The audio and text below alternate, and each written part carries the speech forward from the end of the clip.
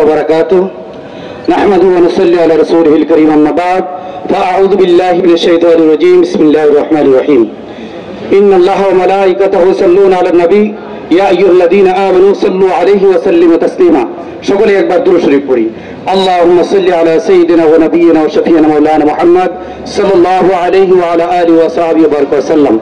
আজকে আপনারা জানেন ত্রিশালের উলামায়ে কেরাম ও তাওহীদি জনতা ছাত্র বিরোধী বৈষম্য ছাত্র বিরোধীদের আন্দোলনের উদ্যোগে আজকের এই বিক্ষোভ মিছিল ও সমাবেশের আয়োজন করা হয়েছে।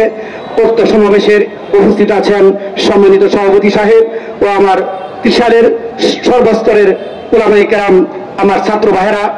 আপনারা জানেন আমাদের বাংলাদেশ 5ই আগস্টের পরে একটা ক্লান্তি লগ্ন চলতেছে, একটা দুরবস্থা চলতেছে। এই অবস্থাতে ভারতের মোদি চাচ্ছে এই বাংলাদেশটাকে ষড়যন্ত্র করে কিভাবে নিষ্পেষিত করে দেওয়া যায়। তাই আমি আপনাদেরকে প্রথমত উদাত্ত আহ্বান করব, সতর্কতার সাথে আমাদের স্ব অবস্থানকে ঠিক রাখতে হবে। কি বলেন, ঠিক কিনা? প্রিয় বন্ধুরা আমার, আপনারা জানেন এই মোদি আমাদের আখেরি নবী জনাবে মুহাম্মদ রাসূলুল্লাহ সাল্লাল্লাহু আলাইহি সাল্লামকে কূটনীতির মাধ্যমে জানাই দিতে চাই বাংলার তাওহীদি জনতা কত শক্তিশালী, এটা সে জানতে চায়। কি বলেন, ঠিক কিনা? আমরা নরেন্দ্র মোদীকে জানিয়ে দিতে চাই, আপনি দেখেন না বাংলার তাওহীদি মুসলমান এদের শক্তি কতটুকু রয়েছে, আপনার অনুভূতি হয় না?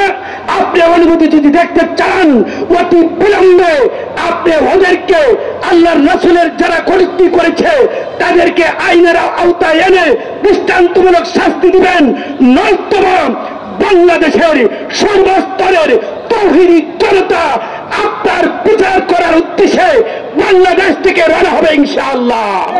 প্রিয় বন্ধুরা আমার, আমরা সকলেই রাসূলের প্রেমিক। কে বলেন, ঠিক কিনা?